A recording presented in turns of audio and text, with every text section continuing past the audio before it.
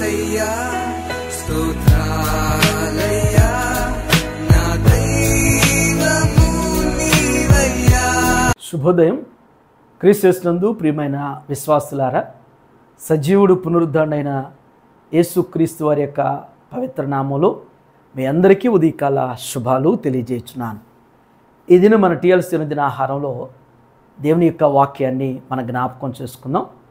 మరి వాక్యంతో పాటుగా మధ్యలో మీ అందరికీ తెలిసినట్లుగానే మనం ఈ దినం జ్ఞాపకం చేసుకునేటువంటి ఆ వాక్యంలో నుంచి ఒక ప్రశ్న అడగటం జరుగుతుంది.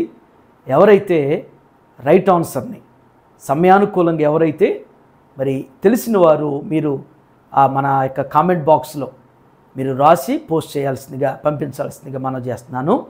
ఎవరైతే మరి మొదటిగా సమయానుకూలంగా 5 minutesలో ఎవరైతే పంపిస్తారో ఫస్ట్ పంపించిన మరి వారికి 5గురిని సెలెక్ట్ చేసి ఒక చిన్న ప్రైజ్ను మిమ్మల్ని ఎంకరేజ్ చేయడానికి ఇవ్వటం జరుగుతుంది.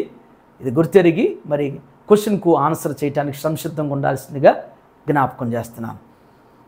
యెషయా గ్రంథం 62వ అధ్యాయము 6వ వచనాన్ని మనం జ్ఞాపకం చేసుకుందాం. యెరూషలేమా, నీ ప్రాకారం మీద నేను కావలి వారిని ఉంచి ఉన్నాను. రేయైనను పగలైనను వారు మౌనంగా ఉండరు. దేవుని బిడ్డలారే, ఉదయకాల సమయంలో దేవుడు 2 దివ్యమైనటువంటి వాక్కు చేత మనతో మాట్లాడుతున్నారు. ఈ భాగంలో 2 తలంపులు ఉన్నాయి. మొదటి తలంపు ఏంటంటే, యెరూషలేమా, నీ ప్రాకారం మీద నేను కావలి వారిని ఉంచి ఉన్నాను. దేవుడు ఎంత దివ్యమైనటువంటి గొప్ప మాట మనకి జ్ఞాపకం చేస్తున్నాడంటే, నీ ప్రాకారం మీద నేను కావలి వారిని ఉంచి ఉన్నాను అంటున్నాడు. ప్రాకారము అంటే మన జీవితం, మన బ్రతుకుల మీద, మన జీవితం మీద, మన కుటుంబాల మీద దేవుడు కావలి వారిని ఉంచాడు.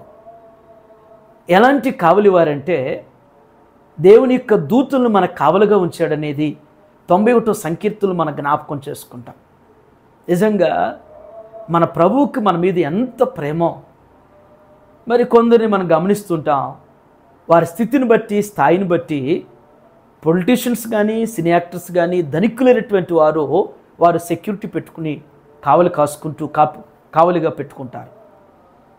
వారు ఎంత ఖర్చు పెట్టినా కానీ వారు పెట్టుకున్నటువంటి సెక్యూరిటీ కొన్నిసార్లు ఫెయిల్ అయిపోయి వారి ప్రాణాలు పోయేటువంటి పరిస్థితులు ఉన్నాయి. కానీ మనకి మన ప్రభు నిరంతరమైనటువంటి సెక్యూరిటీ మనకు అనుగ్రహిస్తున్నాడు.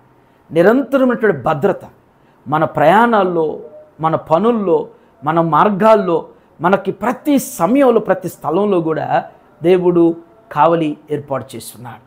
అందుకనే ఇక్కడ జ్ఞాపకం చేసిన మాట, నీ ప్రాకారం మీద నేను కావలి వారిని ఉంచి ఉన్నాను. కాబట్టి ఈ ఉదయం ఏం జరుగుతుందో, ఎక్కడేమవుతుందో, ఎలాంటి పరిస్థితి ఉందో, మరి నేనేమవుతానో, నా బిడ్డలు ఏమైపోతారో, నా కుటుంబం ఏమైపోయిద్దో, నేను వెళితే ఎలా ఉండిద్దో అని చెప్పేసి భయపడుతూ బాధపడుతూ ఉంటాం. భయపడాల్సిన పని లేదు.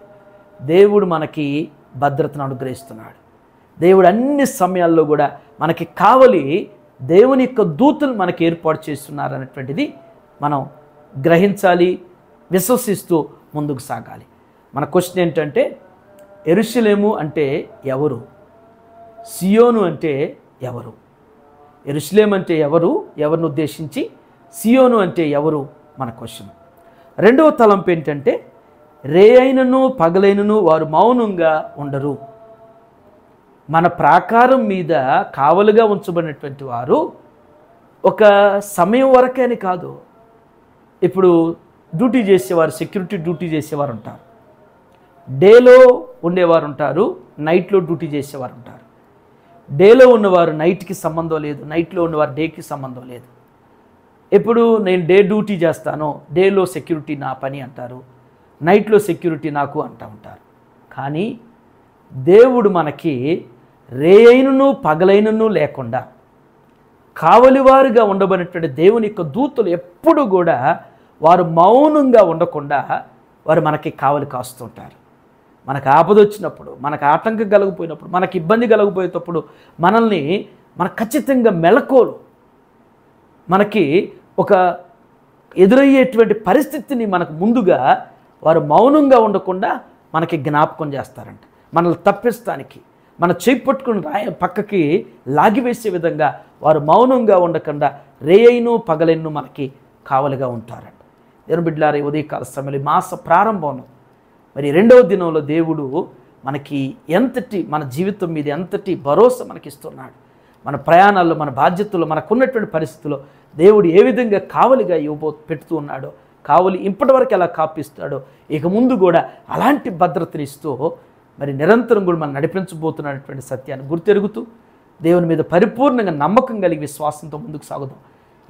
ఈ మాటలు మనందరి జీవితాల్లో దేవుడు స్థిరపరుస్తూ బలపరచునుగాక. ఆమేన్. ప్రార్థన చేసుకుందాం. మా మంచి కాపురమైన మా యేసు ప్రభువా, మీ పరిశుద్ధ పాదాలకు వందనాలు.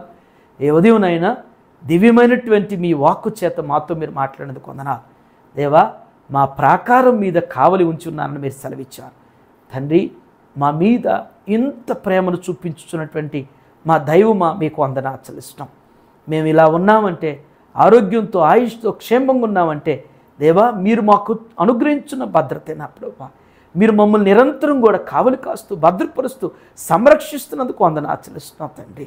అయ్యా, రేయైనో పగలైన లేకుండా ప్రభువా, రాత్రింబగళ్ళు నా తండ్రి మాకు నిరంతరమైనటువంటి కావలి అనుగ్రహిస్తున్న తండ్రి, మీకు వందనాలు.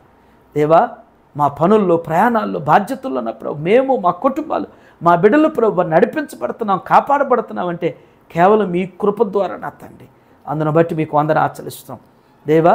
ముందు కాలంలో కూడా నా తండ్రి ఆ రీతిగా నడిపించబోతున్నందుకు వందనాలు. ఈ దినం బిడ్డలు చేయనటువంటి వారి పనుల్లో, వారి ప్రయాణాలు, వారి బాధ్యతలు మీరు వెన్నంటుండి నడిపిస్తూ సహాయం చేయమని యేసయ్య నామములో ఈ ప్రార్థన మనల్ని అడిగి పొందుకుంటున్నాం తండ్రి. ఆమేన్. God bless you all.